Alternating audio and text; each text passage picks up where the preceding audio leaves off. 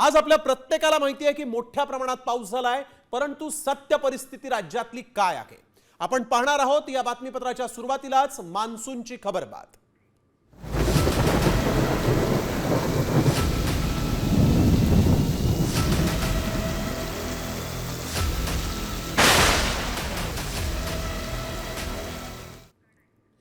तर राज्यामध्ये आज मान्सूनची सत्य परिस्थिती आहे की पाऊस जोरदार सक्रिय आहे। पूर्ण राज्यभरात कोकणसह मुंबई ठाण्याला तर पावसाचा रेड अलर्ट जारी करावा लागलाय। नागरिकांनी सावधगिरी बाळगा असं आवाहन प्रशासनाला करावं लागलंय, कारण पुणे आणि कोल्हापूरला देखील ऑरेंज अलर्ट देण्यात आलाय। पूर्व विदर्भात देखील पाऊस वाढण्याची शक्यता आहे। विजांसह वादळी पावसाची शक्यता वर्तवण्यात आली आहे। अरबी समुद्रापासून ओडिशा किनाऱ्यापर्यंत हवेचा कमी दाबाचा पट्टा विस्तारलेला आहे आणि ही प्रणाली पूरक ठरत असल्यामुळे राज्यात पावसाला आता पोषक वातावरण निर्माण झालेलं आहे। मध्य महाराष्ट्र आणि मराठवाड्यामध्ये मात्र पावसाचा जोर कमी होण्याचा अंदाज आहे। राज्यामध्ये कुठे कोणता अलर्ट देण्यात आलेला आहे पाहूयात।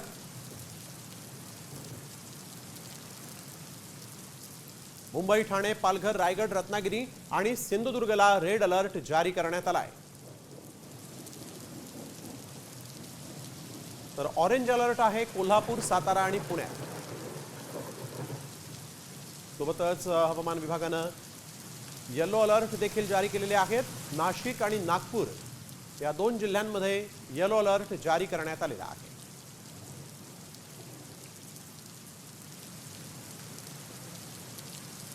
मुंबई, कोकण या भागामध्ये रेड अलर्ट आहे। राज्यात मान्सूनचा जोर वाढतोय।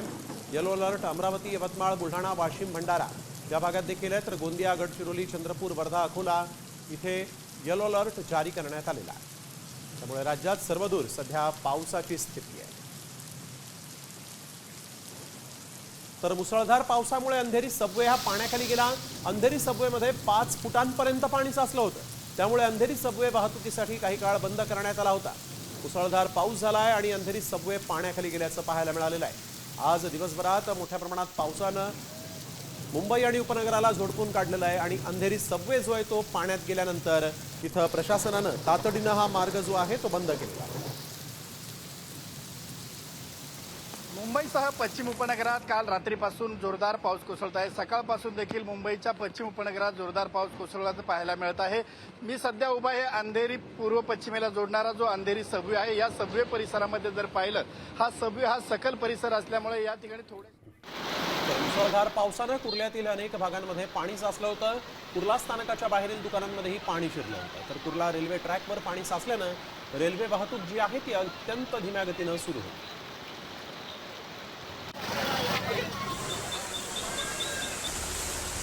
कुर्ला हे अतिशय महत्त्वाचं स्थानक मध्य रेल्वेचं।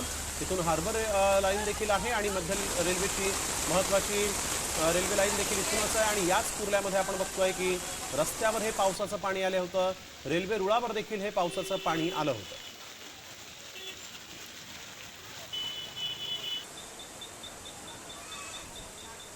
तर मुंबईच्या किंग सर्कल परिसरामध्ये देखील पाणीच पाणी झाल्यानं वाहतुकीला त्याचा मोठा फटका बसलेला आहे। किंग सर्कल रेल्वे स्टेशन जवळचा रस्ता हा पाण्याखाली गेला होता। त्यामुळे वाहतूक मंदावली होती।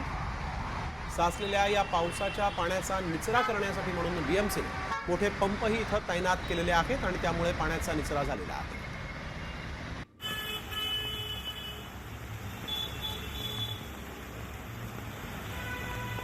मुंबईसह उपनगरात मुसळधार पावसानं हजेरी लावली आणि त्यामुळे सखल भागात पाणी साचलं। भांडूपमधील एलबीएस रोडही पाण्याखाली गेला होता। एकेरी मार्गाने वाहतूक सुरू होती।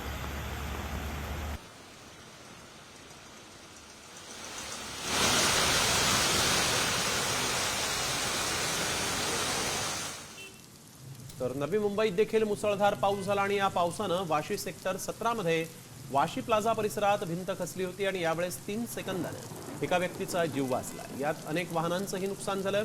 ही घटना इथल्या सीसीटीव्ही कॅमेऱ्यामध्ये कैद झालेली आहे।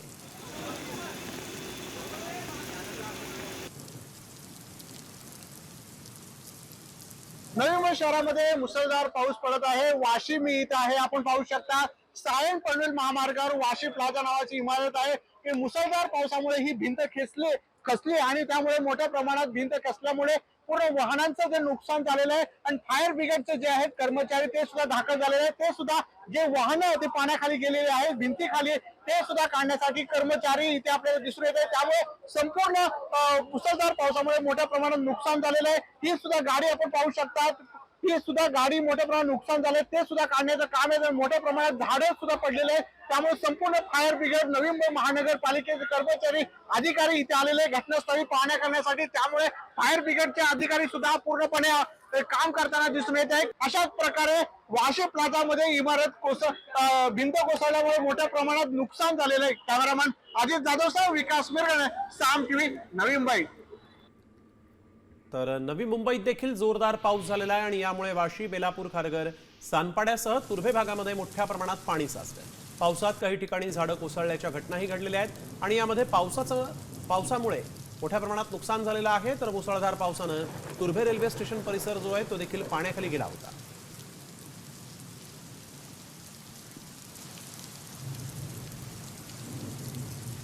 कल्याण डोंबिवली शहरासह आजूबाजूचा परिसर जो आहे त्या ठिकाणी आज सकाळपासूनच पावसानं हजेरी लावली। सखल भागात पाणी साचल्यानं बाईकस्वारांना मोठी कसरत करावी लागली।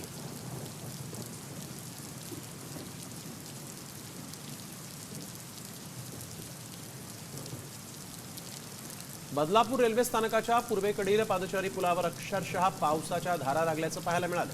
त्यामुळे रेल्वे स्टेशनवर येणाऱ्या प्रवाशांना एकतर छत्री उघडून किंवा पावसात भिजतच रेल्वे स्टेशन गाठावं लागलेलं आहे। तिकीट घराच्या शेजारी असलेल्या भागातच पावसाचं पाणी गळत असून हे सगळं पाणी जे आहे ते पादचारी पुलावरच साचलंय।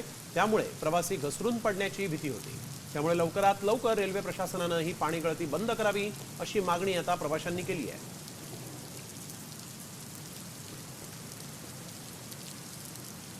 वसई विरार शहरामध्ये मध्यरात्रीपासून पावसाचा जोर वाढला होता आणि त्यामुळे शहराच्या सकल भागातील मुख्य रस्ते हे पाण्याखाली गेले आणि त्याचा फटका शहराच्या वाहतुकीवर बसलेला आहे। या साचलेल्या पाण्यातून नागरिकांना मार्ग काढताना मोठी कसरतच करावी लागली।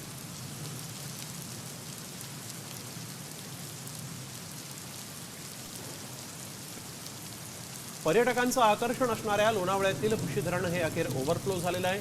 गेल्या 3 दिवसांपासून तुफान पाऊस कोसळतोय। गेल्या 24 तासात 143 मिलीमीटर पावसाची नोंद झालेली आहे। यंदा आतापर्यंत 791 मिलीमीटर पाऊस कोसळला आहे। गेल्या वर्षी आजच्या दिवसापर्यंत केवळ 303 मिलीमीटर पाऊस झाला होता। गेल्या वर्षीच्या तुलनेत 488 मिलीमीटर अधिकचा पाऊस बरसल्यामुळे यंदा भुशी धरण लवकरच ओसंडून वाहू लागलंय।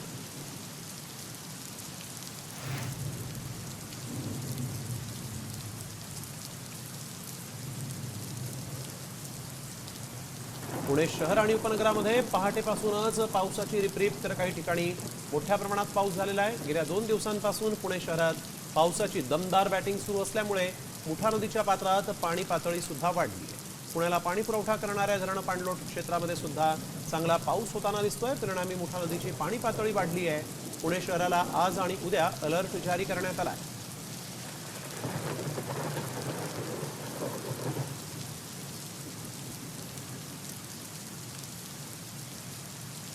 तर पुणे अहिल्यानगर महामार्गावर तुळापूर फाट्यावर मोठ्या प्रमाणात पाणी साचलं। पाऊस ओसरल्यानंतरही पाण्याचा निचरा होत नसल्यानं जेसीबीच्या सहाय्यानं पाणी बाहेर काढण्याची वेळ आली आहे। या पाण्यातून ये जा करताना नागरिकांना मोठ्या अडचणींचा सामना करावा लागलाय। तर महामार्गावर पाणी साचल्यानं वाहतुकीलाही मोठा अडथळा होता।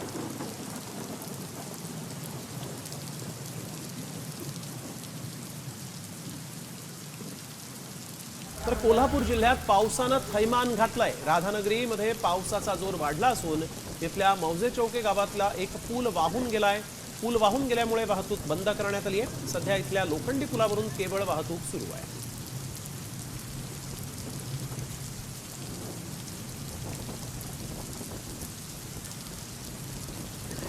3 दिवसांच्या विश्रांतीनंतर कोल्हापुरात अनेक भागामध्ये मुसळधार पावसानं हजेरी लावली आणि त्यामुळे पंचगंगेच्या पाणी पातळीत वाढ झाली असून सध्या पंचगंगा 18 फुटांवरून वाहते। जिल्ह्यातील 7 बंधारे पाण्याखाली गेलेले आहेत।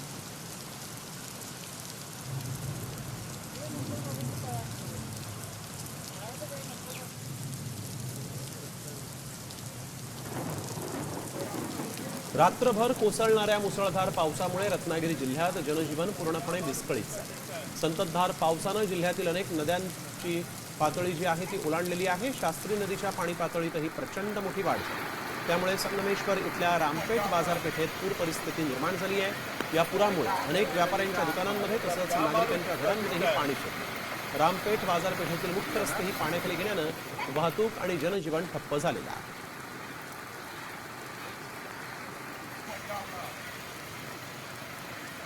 रत्नागिरी जिल्ह्यात पावसाचं धुमशान सुरू आहे। मुसळधार पावसामुळे रत्नागिरी जिल्ह्यामध्ये जनजीवन पूर्णपणे विस्कळीत झालं। संततधार पावसानं जगबुडी, नारंगी, शास्त्री नद्यांना पूर आलेला आहे। या पुरामुळे अनेक व्यापाऱ्यांच्या दुकानांमध्ये तसंच नागरिकांच्या घरांमध्ये पाणी शिरलं आहे। जनजीवन पूर्णपणे विस्कळीत झालेलं आहे।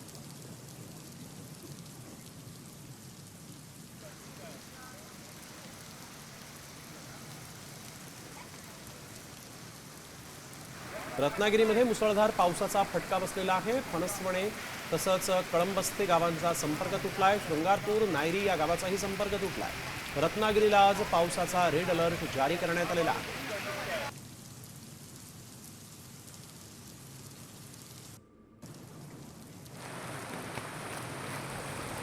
रायगड जिल्ह्यामध्ये 2 दिवसांपासून संततधार पाऊस झाला आहे आणि त्यामुळे जिल्ह्यातल्या नद्या ओसंडून वाहत आहेत। माणगाव तालुक्यातील काळ नदी ही गोरेगावजवळ ओसंडून वाहती आहे आणि त्यामुळे जवळपास 100 गावांना पिण्याचं पाणी पुरवणारा बंधारा पाण्याखाली गेला आहे। नदी प्रवाहातील पाणी नदीपात्र सोडून बाहेर आलेलं आहे। त्यामुळे शेती आणि आदिवासी वाडीवर जाणारा रस्ता बंद झालेला आहे।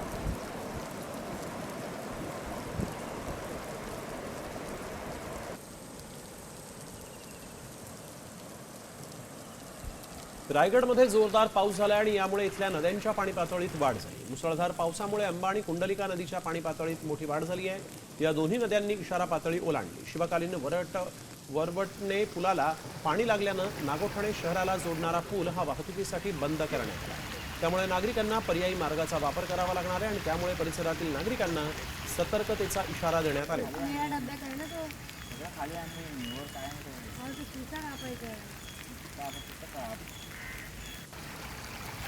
रत्नागिरी जिल्ह्यातल्या गुहागरच्या पालशेत गावातील घर आणि बाजारपेठेमध्ये पाणी। मुसळधार पावसामुळे नदीची पाणी पातळी वाढलेली आणि त्यामुळे नदीचं पाणी आता गावात शिरल्याचं गावकऱ्यांनी सांगितलंय।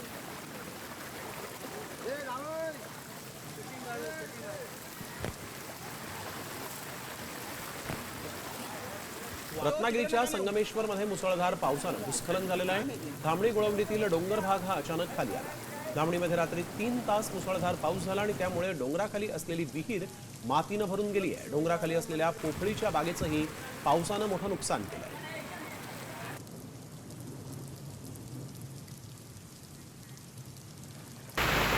रत्नागिरी मुंबई गोवा महामार्गावरील परशुराम घाटातील संरक्षण भिंतीची माती पाण्याच्या प्रवाहात वाहून गेली आहे। डोंगरातून येणाऱ्या पाण्याच्या प्रवाहामुळे परशुराम घाटातील माती वाहून आल्यामुळे भिंत कोसळण्याची भीती व्यक्त केली जाते। पाण्याच्या प्रवाहामध्ये गॅबियन बॉलच्या आजूबाजूची मोठ्या प्रमाणात माती वाहून गेलेल्यामुळे उर्वरित भराव जो आहे तो वाहून जाण्याची भीती आहे।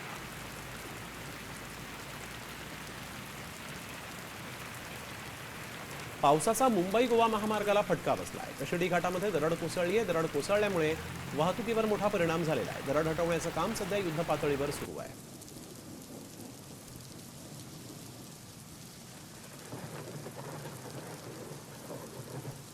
पालघरच्या पश्चिम भागामध्ये जोरदार पाऊस बरसला। पालघर, सफाळे, केळवे, सातपाटी या परिसरात मुसळधार पाऊस झालाय। जोरदार पावसानं अनेक सखल भागांमध्येही पावसाचं पाणी साचलेलं आहे।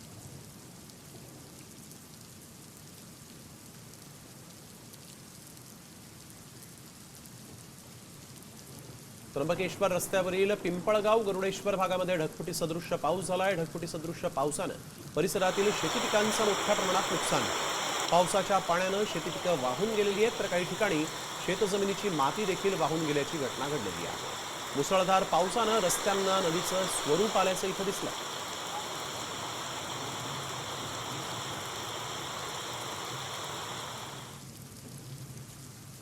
राज्यामध्ये मुसळधार पाऊस सुरू आहे। गेल्या 24 तासांमध्ये राज्यात वेगवेगळ्या घटनांमध्ये 18 जणांचा मृत्यू झाला आहे तर 65 जण जखमी आहेत। राज्याच्या आपत्ती व्यवस्थापन विभागानं या संदर्भातली माहिती दिली तर पुणे मावळमध्ये घडलेल्या घटनेत 4 जणांचा दुर्दैवी मृत्यू झालाय तर 51 लोक जखमी आहेत।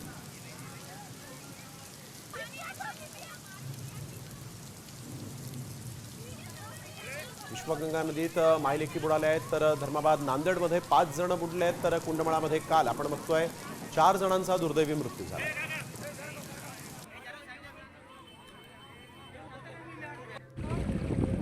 यानंतर एक महत्त्वाची बातमी. इंद्रायणी नदीवरील पूल दुर्घटनेचा एक फोटो सामच्या हाती आलाय. इंद्रायणी नदीवरील पूल कोसळला आणि अपघात झाला आणि या दुर्घटनेमध्ये 4 जणांचा मृत्यू झाला होता. यावेळेस या दुर्घटनास्थळाचा फोटो जो आहे तो सामच्या हाती लागलेला आहे. आपण बघू शकतो गर्दीमुळे हा पूल कशा पद्धतीने कोसळला होता आणि त्याच वेळेस हा फोटो टिपण्यात आलेला आहे. आणि यानंतर आपण बघतोय की 4 जणांचा या पूल कोसळून मृत्यू झालेला होता. इंद्रायणी पूल दुर्घटनेचा हा फोटो सामच्या हाती लागला आहे.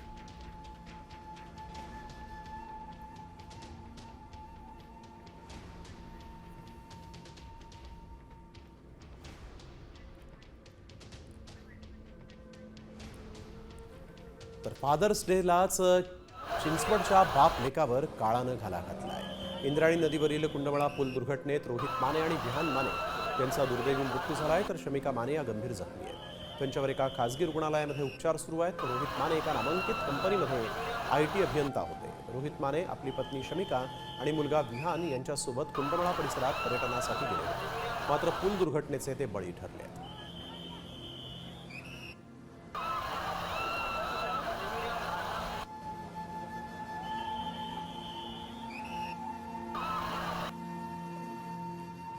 घाला घातलेला खरं तर अतिशय दुर्दैवी घटना आहे. म्हणजे पण मला एक त्या निमित्तानं आपल्या माध्यमातून सर्वांना सांगायचं आहे की प्रशासन असेल, पोलीस शेवटी करणार काय, त्यांनी वारंवार सूचना देऊन आपण मौत का कुवा म्हणतो आपण, त्या ठिकाणी आपण जायचं आणि आनंद, अशा प्रकारचा आनंद काय उपयोगाचा आहे की त्या आयुष्यभर ह्या सगळ्या वेदना भोगाव्या लागणार आहेत. मी या नम्र आव्हान करतो सर्वच नागरिकांना की अशा ठिकाणी जाऊच नाही. आपण जाण्यासारखी अनेक ठिकाणं आहेत.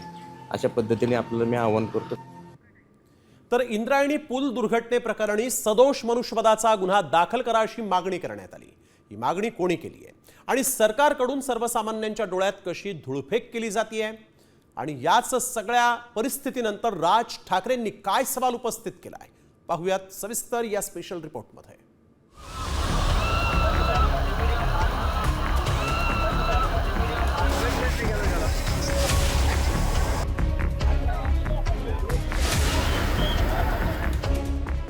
हा कोसळलेला पूल बिहारमधील नाही, तर हा पूल पुणे जिल्ह्यातील इंद्रायणी नदीवरचा आहे. हा पूल कोसळल्यानं 4 पर्यटकांचा मृत्यू झालाय, तर 51 जणांचा जगण्यासाठी संघर्ष सुरू आहे. मात्र याच पुलासाठी 8 कोटींचा निधी मंजूर केल्याचा दावा मंत्री गिरीश महाजनांनी केला आणि त्याची पोलखोल खासदार संजय राऊतांनी केली. 8 कोटीचं काम आहे असं मी ऐकलं, पण पत्रावर सही आहे 80,000. हे पहा, म्हणजे आपण कोणत्या कागदावर सही करतो आहोत, म्हणजे किती गांभीर्य आहे अशा काम. 80,000च्या पत्रावर रवींद्र चव्हाण यांनी केलेली सही आहे, आपण पाहू शकता. म्हणून मी अनेकांना आकडा दाखवला. माझं तर काय चष्म्याचा नंबर बदललेला नाही ना. एक मंत्री सही करतोय इंद्रायणी नदीच्या पुलावर बांधकाम करण्यासाठी. तर राज ठाकरेंनीही इंद्रायणी पूल दुर्घटनेवरून प्रश्नांची सरबत्ती करत सरकारला धारेवर धरलंय. पूल धोकादायक होता तर प्रवेशबंदी का केली नाही? पूल धोकादायक असताना नव्यानं पूल का बांधला नाही? प्रत्येक घटनेनंतर सरकारची एकच ठराविक प्रतिक्रिया असते. सरकारचे इतके विभाग नक्की काय करतात? तुमच्या सत्तेच्या अनुभवाचा राज्याला काय उपयोग? असा सवाल राज ठाकरेंनी केलाय. इंद्रायणी नदीवरील कुंडमळा पुलासाठी 15 कोटींची आवश्यकता असताना तत्कालीन सार्वजनिक बांधकाम मंत्री रवींद्र चव्हाण यांनी 80,000 रुपयांचीच मंजुरी दिली. त्यामुळे प्रशासनावर सदोष मनुष्यबळाचा गुन्हा दाखल करण्याची मागणी राऊत यांनी केली. कागदावरती म्हणे हे पैसे मंजूर झाले आहेत. किती? त्या पुलाच्या निर्मितीसाठी सरकारने पैसे मंजूर केले आहेत कागदावर. मग पूल का नाही झाला? पैसे गेले कुठे? अजितदादा पवार जेवढे जबाबदार आहेत तेवढे त्यावेळचे मुख्यमंत्री जे कोणी असतील ते सार्वजनिक बांधकाम मंत्री यांच्यावरती सदोष मनुष्यवधाचा गुन्हा दाखल व्हायला हवा. काही लोक देशाच्या सेनेवर आरोप करतात, देशाच्या शौर्यावर आरोप करतात. त्यांना गल्लीपासून दिल्लीपर्यंत फक्त आरोपाचं पडलं आणि अशा लोकांना उत्तर द्यायला बसलो नाही येते. राज्यातील 20,000 पेक्षा जास्त पुलांपैकी 40% पूल धोकादायक स्थितीत असल्याची माहिती सार्वजनिक बांधकाम विभागाच्या सूत्रांनी दिली आहे. त्यामुळे मुद्दा फक्त इंद्रायणी पुलाचा नाही, तर सर्वसामान्यांना मृत्यूच्या दाढे ढकलणाऱ्या राज्यातील सर्वच धोकादायक पुलांचं ऑडिट करायला हवं. याबरोबरच इंद्रायणी पूल प्रकरणाची उच्चस्तरीय चौकशी करून निधी अडवणाऱ्या अधिकाऱ्यांवर सदोष मनुष्यवधाचा गुन्हा दाखल करणार का, असा सवाल उपस्थित केला जातोय. दिलीप कांबळेसह ब्युरो रिपोर्ट, साम टीव्ही न्यूज, मावळ, पुणे. तर मावळ तालुक्यातील इंद्रायणी नदीचा पूल कोसळला आणि दुर्घटना झाली. अशात कुंडमळा भागामध्ये स्टंटबाजी केल्याचाही एक व्हिडिओ समोर आलेला आहे. आठवड्याभरापूर्वीच एका रील स्टारनं कार थेट धरणाच्या बंधाऱ्यावर चढवल्याचं कॅमेऱ्यामध्ये कैद झालंय आणि या प्रकरणी संबंधित यंत्रणांनी कोणतीही कारवाई केलेली नाही. फक्त प्रसिद्धीसाठी जीव धोक्यात घालणाऱ्या अशा स्टंटबाजांवर प्रशासनानं कारवाई करावी अशी मागणी आता करण्यात आली. आप देख रहे हैं, आप गाड़ी को कहाँ पे खड़ी की आप देख सकते हैं। एक्सीडेंट कहीं भी कभी भी हो सकता है। और इसमें फैमिली भी बैठी है, इसमें तो फैमिली भी बैठा के रिस्क ले रहे हैं भाई, ये एकदम लापरवाही ये मत करें, बिल्कुल ऐसा. आणि आता पाहूयात राजकीय बातम्या. विधानसभा निवडणूक जिंकण्यासाठी आमदार भरत गोगावलेंनी केलेल्या एका अघोरी पूजेचा व्हिडिओच ठाकरे गटानं पोस्ट केलेला आहे. मात्र ही पूजा कशासाठी केली गेली, ती कोणत्या देवीची होती आणि त्यावर गोगावलेंनी आता काय स्पष्टीकरण दिलेलं आहे, पाहूयात सविस्तर या रिपोर्टमध्ये. ओम ह्रीं बगलामुखी देवे सर्वदुष्टानां वाचं मुखं पदं स्तंभाय. हा व्हिडिओ पोस्ट करत ठाकरे गटाचे नेते वसंत मोरेंनी भरत गोगावलेंना घेरलंय. मंत्री भरत गोगावलेंनी विधानसभा निवडणुकीतील विजयासाठी थेट मध्य प्रदेशमधील उज्जैनमधून पुजाऱ्यांना बोलावत अघोरी पूजा केल्याचा गंभीर आरोप केलाय. 17 ऑक्टोबर 2024ला जो तुमच्या घरामध्ये तुम्ही बागलामुखी म्हणून जे उज्जैनमध्ये एक देवीचं स्थान आहे, त्या देवीच्या मंदिरातून जे काही पुजारी आणले होते, 20 नोव्हेंबरला निवडणूक होती आणि 17 ऑक्टोबर 2024ला भरत शेठच्या घरामध्ये मुक्कामी लोक होती. ही मुक्कामी लोक त्यांच्या घरामध्ये कुणी कशा करता बोलवले होते तुम्ही? तुमचा जर तुमच्या कामावरती विश्वास आहे ना, मग तुम्ही ह्या अशा अघोरी पूजा कशा करता घातल्या घरामध्ये? खरं तर शिवसेना फुटीला रश्मी ठाकरे जबाबदार असल्याचा दावा करून भरत गोगावले यांनी खळबळ उडून दिली आहे. त्यामुळे ठाकरे गटानं भरत गोगावलेंना कोंडीत पकडण्याचा प्रयत्न केलाय. 17 ऑक्टोबर 2024ला बगलामुखी देवीला घातलेली पूजा उकरून काढण्यात आली आहे. तर वसंत मोरेंच्या दाव्यानंतर अंधश्रद्धा निर्मूलन समिती ही गोगावलेंच्या विरोधात मैदानात उतरली आहे. महाराष्ट्रामध्ये हा जादूटोणा विरोधी कायदा आल्यानंतर बऱ्याच वेळा असे लोक वेगवेगळ्या पद्धतीचे इलेक्शनमध्ये निवडून येण्यासाठी वेगवेगळे प्रकार केलेले आहेत. विरोधी नेत्याच्या नावाने कुठेतरी झाडाला बावल्या टोकल्या, खिळे टोकले, त्याच्या नावाचा उतारा टाकला, असे प्रकार बऱ्याच इलेक्शनमध्ये उघडकीला आलेले आहेत. पण मुद्दा हा आहे की असं करतानाचं एखादं फुटेज आहे, ते व्यक्ती करते आहे, तर त्याला म्हणता येईल. विधानसभा निवडणुकीत स्नेहल जगताप विरुद्ध भरत गोगावले यांच्यात जोरदार लढत झाली. यात भरत गोगावलेंनी 26,000 मतांनी विजय मिळवला. त्यामुळे अघोरी पूजेचा आरोप फेटाळून लावतानाच गोगावलेंनी आपल्या कामामुळेच विजय मिळवल्याचा दावा केलाय. आमदारकीच्या निवडणुकीमध्ये दाखवून दिलंय वसंत मोरे काय चीज आहे ती जनतेने दाखवलंय. तेव्हा वसंत मोरेंनी जे काय आहे ते नीट व्यवस्थित लक्ष देऊन पाहावं काय नक्की आहे. ज्याला कोणाला काय अघोरी पूजा करायची किंवा काय, तो अशी व्हिडिओ क्लिप काढतो का तो व्हिडिओ क्लिप करून कोणाकडे पाठवतो का? आमचा सरळ समोर आणि स्वच्छ कारभार. दरम्यान यापूर्वी ठाकरे गटानं उपमुख्यमंत्री एकनाथ शिंदेंवरही अघोरी पूजेचे आरोप केले होते. 2013 मध्ये डॉक्टर नरेंद्र दाभोळकर यांच्या हत्येनंतर महाराष्ट्रात अंधश्रद्धा निर्मूलन आणि जादूटोणा विरोधी कायदा अंमलात आला. खरं तर राजकीय नेत्यांकडे पाहून समाज भूमिका घेत असतो. राजकीय नेत्यांनी अंधश्रद्धेच्या विळख्यात अडकण्यापेक्षा विज्ञानाची कास धरणं आवश्यक आहे, असा सर्वत्र सूर उमटतोय. अक्षय बडवेसह सूरज मसूरकर, साम टीव्ही न्यूज. मंत्र्यांनी अनेक मंत्र्यांना खासगी सचिव नेमण्यास अजूनही परवानगी दिलेली नाही. त्यामुळे मंत्र्यांना खासगी सचिवांविनाच काम करावं लागतंय. पाहूया हा एक रिपोर्ट. महायुती सरकारच्या तब्बल 7 मंत्र्यांना अजूनही खासगी सचिव नेमण्यास मुख्यमंत्र्यांनी परवानगी दिलेली नसल्याचं समोर आलंय आणि त्यामुळे या मंत्र्यांना अजूनही खासगी सचिवांविनाच कारभार करावा लागतोय। या संदर्भात शिंदे सेनेच्या मंत्र्यांनी उपमुख्यमंत्री एकनाथ शिंदेंकडे तक्रार केल्याची माहिती आहे। कोणत्या मंत्र्यांना अजूनही खासगी सचिव मिळालेले नाहीत ते पाहूया। 1. गुलाबराव पाटील, पाणी पुरवठा मंत्री। 2. दत्ता भरणे, क्रीडा आणि अल्पसंख्याक मंत्री। 3. शंभूराज देसाई, पर्यटन मंत्री। 4. उदय सामंत, उद्योग मंत्री। 5. छगन भुजबळ, अन्न आणि नागरी पुरवठा मंत्री।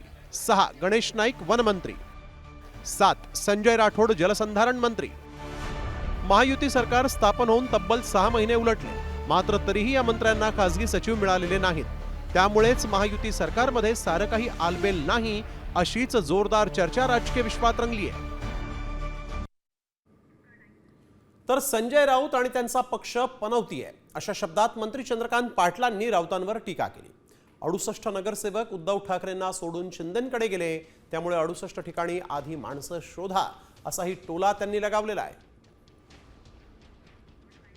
विशेषतः विमान अपघाताच्या तर 33 प्रकारच्या स्वातंत्र्यानंतरच्या घटना तुम्हीच लिहिल्या। म्हणजे बाबा गेल्यापासून ते संजय गांधी गेल्यापासून ते माधवराव सिंधिया गेल्यापासून तुम्हीच लिहिलं ना। मग त्यावेळेला काही पनवती लागली होती का? पनवती संजय राऊतना लागलेली आहे आणि पनवती त्यांच्या पक्षाला लागलेली आहे।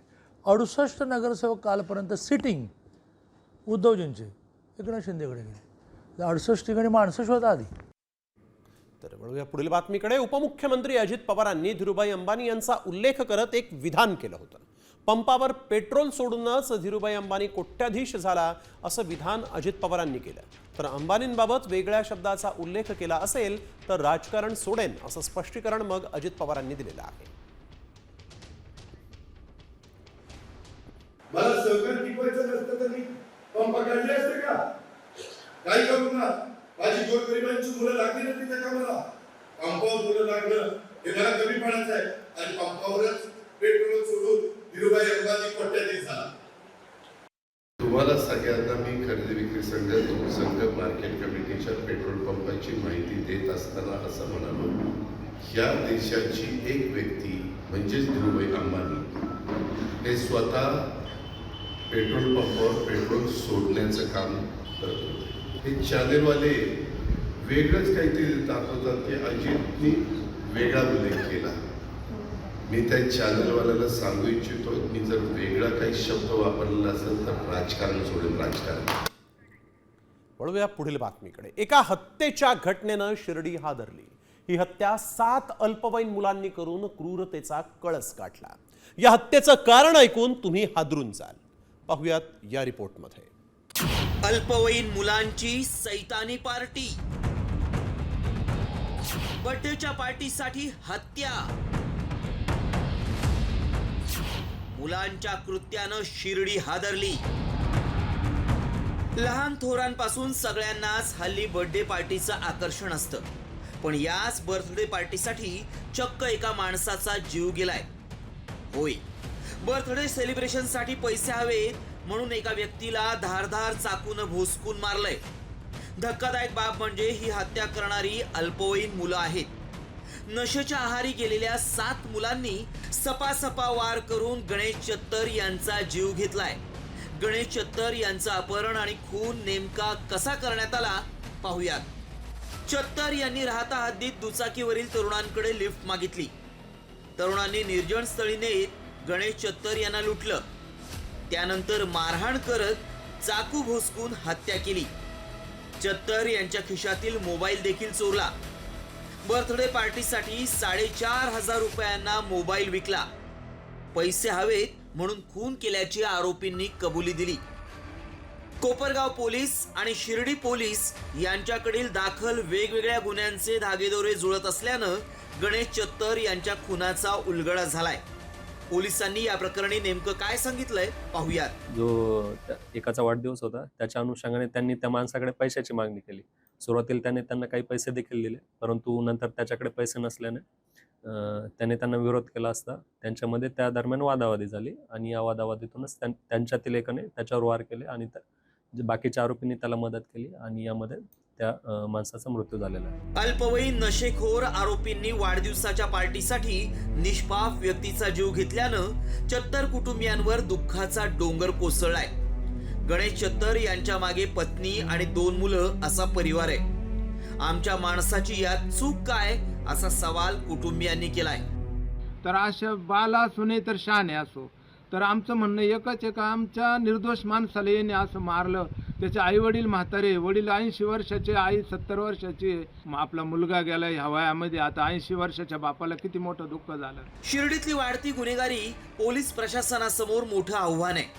3 महिन्यांपूर्वी शिर्डी संस्थानच्या 2 कर्मचाऱ्यांची पहाटे हत्या झाली होती. त्यानंतर आता अल्पवयीन मुलांच्या या सैतानी कृत्यानं राज्यात खळबळ उडाली आहे. त्यात अल्पवयीन मुलांमध्ये वाढणाऱ्या अंमली पदार्थ सेवनाचा धोकाही पुन्हा अधोरेखित झालाय. या नशेखोर प्रवृत्तीला कसा आळा घातला जाणार आणि साईनगरीतली गुन्हेगारी हद्दपार कधी होणार हाच खरा सवाल आहे. सचिन बनसोडसह ब्युरो रिपोर्ट, साम टीव्ही न्यूज, शिर्डी. तर वळूया पुढील बातमीकडे. राजकोट किल्ल्यावरील पुतळ्याचा पाया मजबूत आहे, त्यामुळे या पुतळ्याला काहीही होणार नाही असा दावा दीपक केसरकर यांनी केला आहे. मालवणमध्ये राजकोट किल्ल्यावर नव्यानं उभारण्यात आलेल्या शिवरायांच्या पुतळ्याच्या चबुतऱ्याच्या बाजूची जमीन खचली होती. त्याची बातमी साम टीव्हीनं दाखवली आणि यावरून आता केसरकरांनी हा दावा केलेला आहे. शेवटी अशा गोष्टी घडत असताना पुतळ्याला जे बेस केलेला आहे किंवा ज्याला आपण त्याचा पाया म्हणतो, हा पाया अतिशय मजबूत आहे. त्याच्यामुळे पुतळ्याला काही होणार नाही याची माझी स्वतःला खात्री आहे. आजूबाजूला भर टाकलेली असेल, ती भर सुद्धा खचणार नाही अशी काळजी घ्यायला पाहिजे होती. परंतु तसं झालेलं असेल तर त्या संदर्भातला आवश्यक खुलासा करत असतानाच आवश्यक ती कारवाईसुद्धा, म्हणजे ह्याच्यावर पुढे काही नुकसान होऊ नये म्हणून आवश्यक कार्यवाही ही सार्वजनिक बांधकाम विभागाकडून होईल याची मला खात्री आहे. तर तुळजाभवानी देवीचा भारत माता असा उल्लेख केल्यामुळे पुजारी मंडळ आमने सामने आले आहेत. बोपे पुजारी मंडळ आणि पाळीकर पुजारी मंडळ हे आमने सामने आलेलं आहे. तुळजाभवानीला भारतमाता म्हटलं तर वावगा काय असा सवाल पाळीकर पुजारी मंडळानं विचारला. तर तुळजाभवानी देवीचं महत्त्व कमी करण्यासाठीच भारतमाता हा उल्लेख केला असा आरोप यावेळेस पुजारी मंडळानं केलेला आहे. तुळजाभवानी विकास आराखड्यामध्ये छत्रपती शिवाजी महाराज आणि तुळजाभवानीचं शिल्प उभे करण्याचा निर्णय घेण्यात आलेला आहे. या पत्रात तुळजाभवानी देवीला भारतमातेचा दर्जा दिल्यामुळे हा नवा वाद सुरू झाला आहे. सर्व जाती धर्माचं कुलदैवत असल्यामुळं संबंध देशभरातून तुळजाभवानी देवीला भक्तवर्ग मोठ्या प्रमाणात येत असतो. त्यामुळं या तुळजाभवानी देवीला भारत माता म्हणलं तर वावगं ठरणार नाही. महाराष्ट्राची कुलस्वामिनी आई तुळजाभवानी ही भारत माता असू शकत नाही, कारण की स्वातंत्र्यवीराने एक भारताच्या नकाशाला एक मातेचं स्वरूप देऊन ही काल्पनिक भारत मातेचं जे शिल्प उभा केलं आहे त्याला तुळजाभवानीची तुलना करून मूळ तुळजाभवानीचं महत्त्व कमी करण्याचा प्रयत्न या ठिकाणी मंदिर संस्थांकडून होत आहे. रॅपिडो बाईक टॅक्सी चालकानं एका महिलेला बेदम मारहाण केली आहे. तू गाडी नीट चालवली नाही असं म्हणत चालक आणि महिलेमध्ये वाद झाला. या महिलेनं चालकाला हेल्मेट परत केलं, मात्र पैसे द्यायला नकार दिला आणि त्यानंतर चिडलेल्या रॅपिडो बाईक टॅक्सी चालकानं महिलेच्या कानशिलात लगावलेली आहे. ही धक्कादायक घटना बंगळुरूतील आहे. जयानगर भागामध्ये ही मारहाण करण्यात आलेली आहे. या महिलेला या बाईक टॅक्सी चालकानं कशा पद्धतीनं मारलं त्याची ही दृश्य आपण बघतोय. अतिशय धक्कादायक. जर कधी तुम्ही देखील बाईक टॅक्सीचा वापर करत असाल तर मात्र काळजी घ्या असं आवाहन आता मात्र ही घटना पाहून करावं लागतं.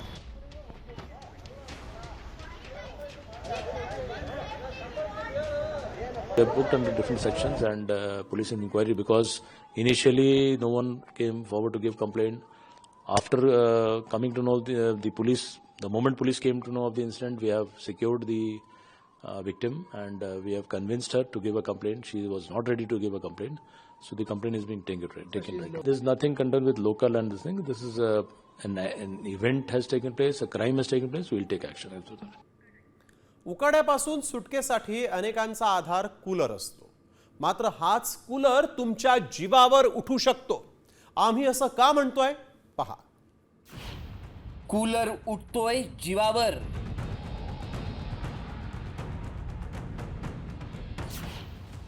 शॉक लागून आईसह 2 मुलांचा मृत्यू.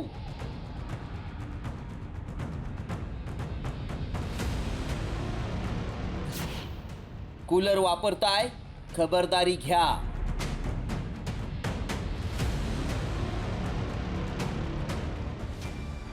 तुम्ही तुमच्या घरात कूलर वापरत असाल तर ही बातमी तुमच्यासाठी आहे. कारण थंडावा देणारा कूलर तुमच्या जीवावरही उठू शकतो. याचा प्रत्यय अमरावतीत समोर आलाय. अचलपूरच्या चमक बुद्रुक गावात कूलरच्या शॉकमुळे आईसह 2 चिमुकल्यांचा मृत्यू झालाय. सुमती कासदेकर कूलरमध्ये पाणी भरत असताना त्यांना अचानक शॉक लागला. या दुर्घटनेत 2 मुलांसह सुमती यांचा मृत्यू झालाय. नक्की काय घडलंय ते सुमतीचे पती लक्ष्मण कासदेकर यांनी सांगितलंय. फिर मैं घर में घुसा, जूता निकाला. एक लड़का है जो बोल नहीं सकता, उस लड़के को कहा मम्मी कहाँ है. उसने फिर इशारे से कहा कि अंदर है. फिर मैंने बोला चलो ठीक है. फिर मैंने गया अंदर तो अंधेरा था रूम. फिर बैटरी लगाया और बैटरी लगाने के बाद वो यानी ऐसी पड़ी थी. फिर मैं समझा ऐसा मजाक कर रहा होगा करके मैंने उसको हलाया तो मुझे शॉट लगा, करंट लगा. उसके बाद मैं फिर दौड़कर गया और अपना मेन स्विच ऑफ किया. या कासदेकर कुटुंबाला 6 मुलं होती. त्यापैकी 4 मुलं दुसऱ्या खोलीत असल्यानं सुदैवानं बचावली आहेत. दरम्यान कूलरमध्ये वीज प्रवाह उतरल्यानं यापूर्वीही अनेक जणांचा मृत्यू झालाय. नागपूर जिल्ह्यातील फेगडमध्येही 9 वर्षीय उत्कर्ष सेलोटे या चिमुकल्याचा कूलरचा शॉक लागून मृत्यू झाला होता. त्यामुळे कूलरचा वापर करताना कोणती खबरदारी घ्यायला हवी पाहूयात. कूलरमध्ये पाणी भरण्यापूर्वी विजेचा प्लग काढा. कूलरला ओल्या हातानं किंवा पायानं स्पर्श करू नका. प्लग किंवा सॉकेटमध्ये स्पार्किंग होत असल्यास कूलर त्वरित दुरुस्त करा. सैल आणि कापलेली वायर कूलरला जोडण्यासाठी वापरू नका. या घटनेमुळे घरगुती विजेच्या उपकरणांचा वापर करताना सावधगिरी बाळगण्याची गरज आहे. विद्युत उपकरणांची वेळोवेळी तपासणी आणि देखभाल देखील महत्त्वाची आहे. हेच या घटनेनं पुन्हा एकदा अधोरेखित केलंय. अमर घटारे, साम टीव्ही न्यूज, अमरावती. पुढील बातमी नागपूरमधून आहे. सावनेर तालुक्यातील वाकीलगतच्या द्वारका वॉटर पार्क इथं कामठीतल्या एका कुटुंबाला बाउन्सर्स आणि सुरक्षा रक्षकांनी बेदम मारहाण केली. संबंधित कुटुंबियांना तब्बल 1.5 तास एका खोलीत कोंडून ठेवण्यात आलं होतं आणि या हल्ल्यात गंभीर जखमी झालेल्या 2 महिलांना बेशुद्ध अवस्थेत नागपूरमधल्या खासगी रुग्णालयात दाखल करण्यात आलं. या घटनेबाबत पाटण सावंगी पोलीस ठाण्यामध्ये तक्रार करण्यात आलेली आहे. मारहाण झालेल्या कुटुंबियांनी खापा पोलीस आणि डायल 112 यांच्याशी वारंवार संपर्क करूनही कुठलीही त्यांना मदत मिळालेली नाही असा आरोप करण्यात आला. कस्टमर के ऊपर रिचार्ज कर रहे हैं. नागपूरच्या वाकी इथल्या द्वारका वॉटर पार्क मध्ये बाउन्सर्स कडून ही मारहाण झाली आहे. घरोटे, शिंदे, घाटोळे या कुटुंबातील 7 जण वॉटर पार्क मध्ये गेले. वॉटर पार्क मधील 7 जणांचा सुरक्षा रक्षकांसोबत किरकोळ वाद झाला. वादानंतर कुटुंबियांना मारहाण करून एका खोलीमध्ये डांबून ठेवल्याचा आरोप आहे. मारहाणीमध्ये 2 महिला गंभीर जखमी झालेल्या आहेत. नागपुरात त्यांच्यावर उपचार सुरू आहेत. अक्कलकुवा तालुक्यातील होराफळी घाटामध्ये भीषण अपघात झालेला आहे. भरधाव पिकअप वाहनाचा घाटाच्या वळणावर ही पिकअप जी आहे ती पलटली. अपघातामध्ये 22 प्रवासी गंभीर जखमी झालेले आहेत. जखमींमध्ये लहान बालकांसोबत एका वयोवृद्धाचाही समावेश आहे. वाहन पलटल्यामुळे वाहनातील प्रवासी हे दूरवर फेकले गेले. जखमींना उपचारांसाठी जिल्हा रुग्णालयामध्ये दाखल करण्यात आलेला आहे.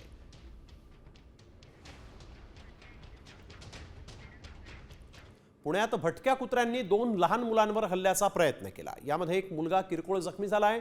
हडपसर भागामध्ये असलेल्या कामठी वस्ती परिसरातली ही घटना आहे. रस्त्यानं जाताना भटक्या कुत्र्यांनी 2 मुलांवर हल्ल्याचा प्रयत्न केला. आता या भटक्या कुत्र्यांचा बंदोबस्त करा अशी मागणी करण्यात आलेली आहे.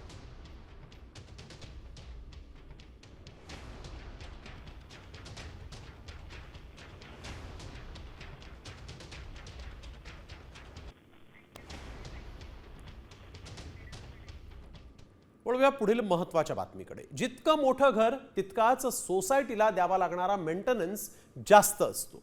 मात्र आता घरमालकांना एकसारखाच मेंटेनन्स भरावा लागणार आहे. हे नेमकं कसं शक्य आहे पाहूयात या विशेष रिपोर्टमधून. घरमालकांसाठी खुशखबर.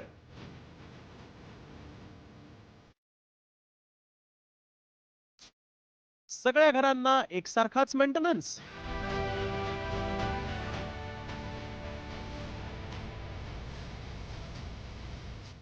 रिडेव्हलपमेंटसाठी किती कर्ज मिळणार?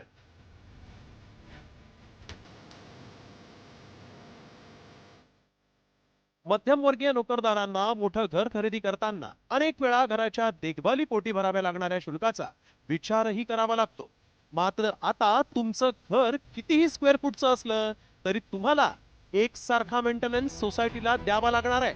सहकारी गृहनिर्माण संस्थांच्या नव्या नियमानुसार विविध क्षेत्रफळांच्या फ्लॅटसाठी एकसारख्या देखभाल शुल्काची तरतूद आता प्रस्तावित आहे. राज्यातील मुंबई, ठाणे आणि पुणे जिल्ह्याच्या हाऊसिंग फेडरेशनची एक बैठक सहकार आयुक्त दीपक तावरे यांच्या उपस्थितीत पुण्यात पार पडली.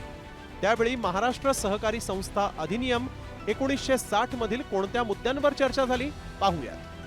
गृहनिर्माण संस्थांमध्ये वेगवेगळ्या घरांसाठी समान देखभाल शुल्क आकारणे, ऑनलाईन बैठकांना कायदेशीर दर्जा मिळणार, सोसायटीचं नोंदणी शुल्क 2500 वरून 5000 रुपये होणार, खटल्यांची संख्या कमी करण्यासाठी वारसदार नियम सोपे करणार, पुनर्विकासासाठी सोसायटीच्या जमिनीच्या 10 पट कर्ज मिळणार. जो नियम तयार करण्यात आले त्याच्यावर ऑब्जेक्शन सजेशन घेण्यासाठी ही संयुक्त बैठक होती आणि जे नियम करण्यासाठी काही राहिलेले ते आम्ही त्यांना सूचित केले आणि तशा प्रकारचा आज नियम अंतिम झालेले आहेत.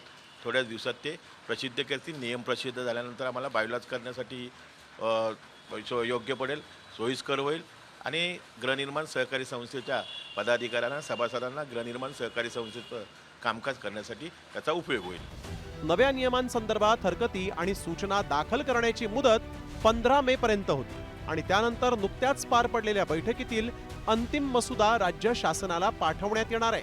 रिडेव्हलपमेंटची सभा कशी घ्यायची, रिडेव्हलपमेंट करता लागणारी कर्ज मर्यादा वाढवणे, पेट पॉलिसी कशी असावी, मेंटेनन्स चार्जेस कसे असावेत, सभासदांचं जे मृत्यू पावतात त्यानंतर त्यांच्या नॉमिनेशनबाबत कायद्यात काय तरतुदी असाव्यात, असे अनेक महत्त्वाचे मुद्दे आहेत की ते दैनंदिन नागरिकांना भेडसावत असतात.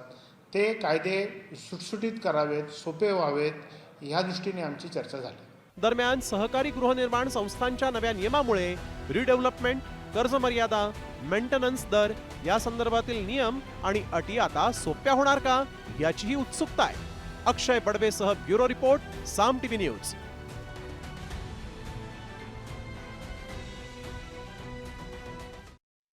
यानंतर एक महत्त्वाची बातमी. अहमदाबाद विमान दुर्घटना जी झाली त्या दुर्घटनेतून बचावलेल्या प्रवाशाचा एक नवा व्हिडिओ आता समोर आलेला आहे. रमेश विश्वास कुमार कॉलेजच्या गेटमधून बाहेर येतानाचा हा व्हिडिओ आहे.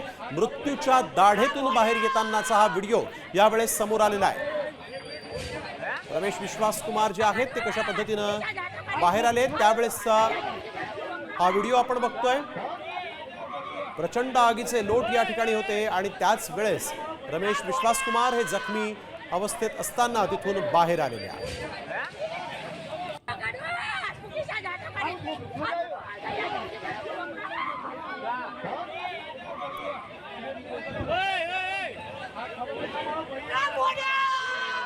वळूया पुढील महत्त्वाच्या बातमीकडे. इराण आणि इस्रायलमधील वाढत्या तणावाच्या पार्श्वभूमीवर अमेरिकेतून एक मोठा खुलासा समोर आलाय. वृत्तसंस्था रॉयटर्सच्या रिपोर्टनुसार अमेरिकेचे राष्ट्राध्यक्ष डोनाल्ड ट्रम्प यांनी अलीकडेच इस्रायलच्या एका महत्त्वाच्या योजनेला नकार दिला होता, ज्यामध्ये इराणचे सर्वोच्च नेता अयातुल्ला अली खोमेनी यांना लक्ष्य करून ठार मारण्याची तयारी होती. इस्रायलनं खोमेनींना लक्ष्य करण्याचा प्रस्ताव अमेरिकेसमोर ठेवला होता, मात्र ट्रम्प यांनी हा विचार नाकारला.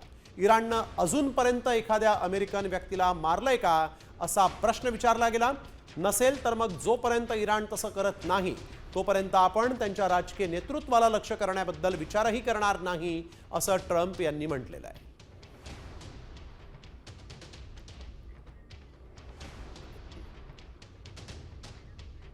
तर इराणनं अमेरिकेचे राष्ट्राध्यक्ष डोनाल्ड ट्रम्प यांच्या हत्येचा कट रचला होता असा खळबळजनक दावा इस्रायलनं केला आहे. 2024च्या निवडणूक प्रचार रॅलीमध्ये डोनाल्ड ट्रम्प यांच्यावर गोळीबार झाला. हा कट इराणनं रचला होता असा दावा इस्रायलचे पंतप्रधान बेंजामिन नेतन्याहू यांनी केलेला आहे. इराणच्या आण्विक महत्वाकांक्षेबद्दलच्या भूमिकेमुळेच ते ट्रम्पला एक प्रमुख प्रतिस्पर्धी मानतात. त्यामुळे त्यांनी प्रॉक्सी आणि गुप्तचर यंत्रणेच्या माध्यमातून ट्रम्प यांना मारण्याचा प्रयत्न केला असं नेतन्याहू यांनी म्हटलेलं आहे.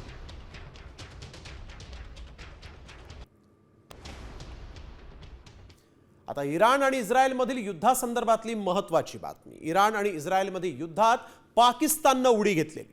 पाकिस्ताननं थेट इस्रायलला अणुहल्ल्याची धमकी दिली. इस्रायलनं इराणवर अणुहल्ला केला तर इस्रायलवर अणुहल्ला करू असं आश्वासन पाकिस्ताननं दिल्याचा दावा इराणी राष्ट्रीय सुरक्षा परिषदेचे सदस्य मोहसेन रेजाई यांनी केलेला आहे. पाकिस्तान इराणच्या समर्थनात उभा राहिलेला आहे.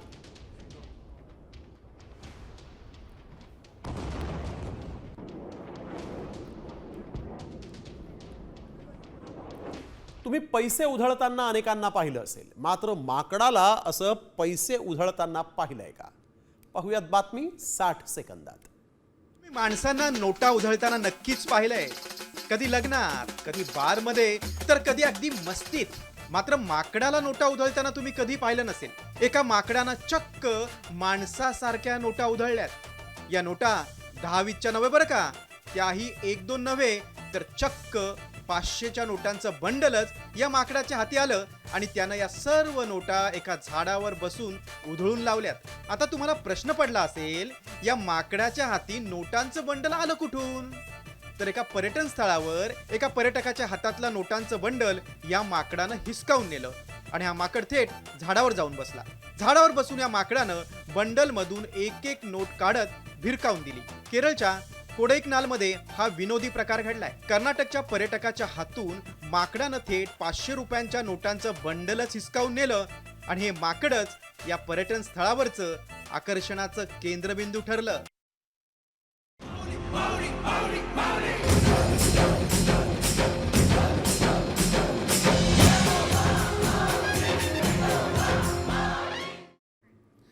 श्री संत गजानन महाराजांची पालखी आज परभणीमध्ये दाखल झालेली आहे. पुढचे 3 दिवस ही पालखी परभणी जिल्ह्यात विविध ठिकाणी मुक्कामी राहील. भगवी पताका घेतलेले 700 वारकरी, पालखीसोबतचे 3 अश्व आणि टाळ मृदुंगाच्या गजरात गणगणगणात बोतेचा जयघोष करत पालखी अत्यंत शिस्तबद्ध पद्धतीनं मार्गक्रमण करते. पालखीच्या दर्शनासाठी परभणीकरांनी मोठ्या संख्येनं गर्दी केली.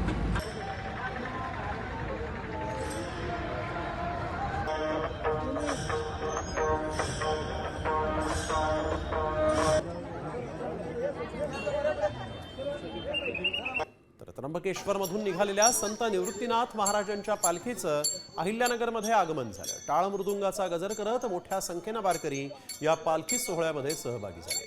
संगमनेर तालुक्यातील पारेगाव इथं भाविकांनी पालखीचं स्वागत केलं. निवृत्तीनाथांच्या पालखीचा आज नगरमध्ये मुक्काम असणार आहे, तर उद्या ही पालखी लोणी मार्गे श्रीरामपूरच्या दिशेनं रवाना होईल.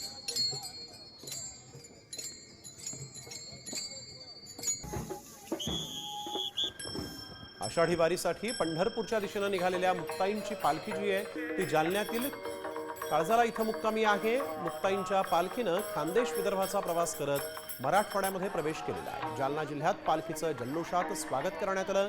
मुक्ताईंच्या पालखीचा जालन्यामध्ये मुक्काम असणार आहे. मुक्ताईंच्या दिंडी सोहळ्याचं यंदाचं 318वं वर्ष.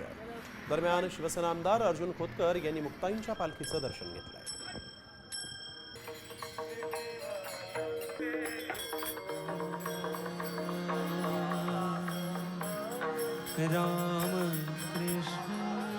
वारकऱ्यांना टोलमाफी देण्याचा शासन निर्णय जारी करण्यात आला आहे. 18 जून ते 10 जुलै दरम्यान टोलमाफ करण्याचा निर्णय सार्वजनिक बांधकाम विभागानं घेतलेला आहे. 10 मानाच्या पालख्या जाणाऱ्या मार्गावर टोलमाफ करण्यात येणार आहे.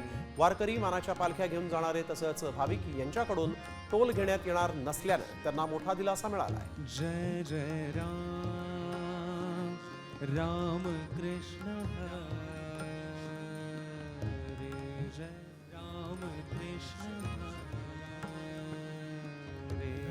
जय जय राम राम कृष्ण हरे. ठाकरे सेनेतून हकालपट्टी करण्यात आलेले सुधाकर बडगुजर हे उद्या भाजपमध्ये प्रवेश करण्याची शक्यता आहे.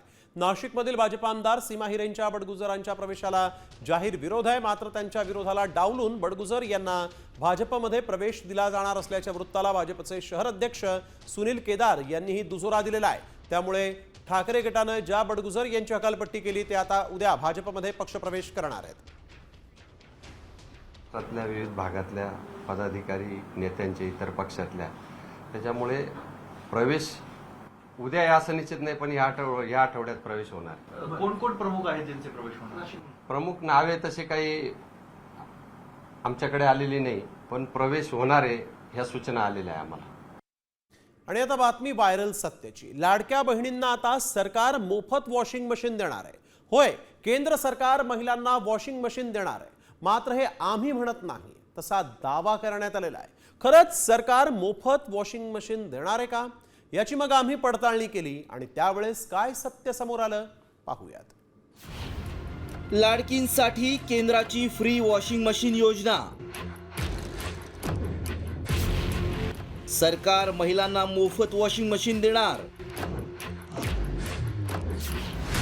व्हायरल मेसेज मागचं सत्य काय? लाडकींना आता केंद्र सरकारही मदत करणार आहे, कारण लाडकींसाठी आता केंद्र सरकार मोफत वॉशिंग मशीन देणार असल्याचा दावा करण्यात आलाय. तसा मेसेज प्रचंड व्हायरल होतोय. या मेसेज सोबत एक लिंकही देण्यात आली आहे. त्यामुळे लाडक्या बहिणींमध्ये संभ्रम निर्माण झालाय. खरंच सरकार मोफत वॉशिंग मशीन देतंय का, असे प्रश्न उपस्थित होत आहेत. हा प्रश्न महिलांचा असल्यानं याची खरी माहिती सांगणं गरजेचं आहे. त्याआधी मेसेजमध्ये काय दावा केलाय पाहूयात. केंद्र सरकार महिलांसाठी फ्री वॉशिंग मशीन 2025 अशी योजना आणणार आहे. या योजनेतून सरकार महिलांना वॉशिंग मशीन वाटणार आहे. हा मेसेज व्हायरल होत असल्यानं आमच्या टीमनं याची सत्यता जाणून घेण्याचा प्रयत्न केला. ही योजना सरकारी असल्याचा दावा केल्यामुळं आमच्या टीमनं सरकारनं अशी योजना आणली आहे का, तसंच ही योजना आणली असेल तर कोणत्या महिला पात्र ठरतील याची माहिती मिळवली. त्यावेळी काय सत्य समोर आलं पहा.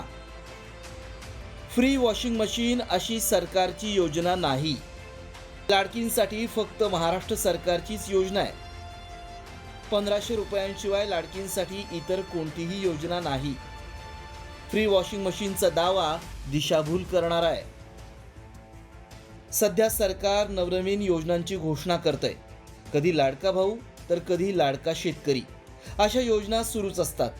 मात्र राज्यात लाडकी बहीण ही योजना चर्चेत आहे. सरकार महिलांना घरबसल्या 1500 रुपये देत आहे. त्यामुळे सरकार महिलांना वॉशिंग मशीनही देऊ शकतं असं अनेकांना वाटू लागलंय. मात्र ही योजना नसून महिलांची दिशाभूल करण्यासाठी हा मेसेज व्हायरल करण्यात आलाय. त्यामुळे आमच्या पडताळणीत सरकार मोफत वॉशिंग मशीन देणार हा दावा असत्य ठरलाय. ब्युरो रिपोर्ट, साम टीव्ही न्यूज.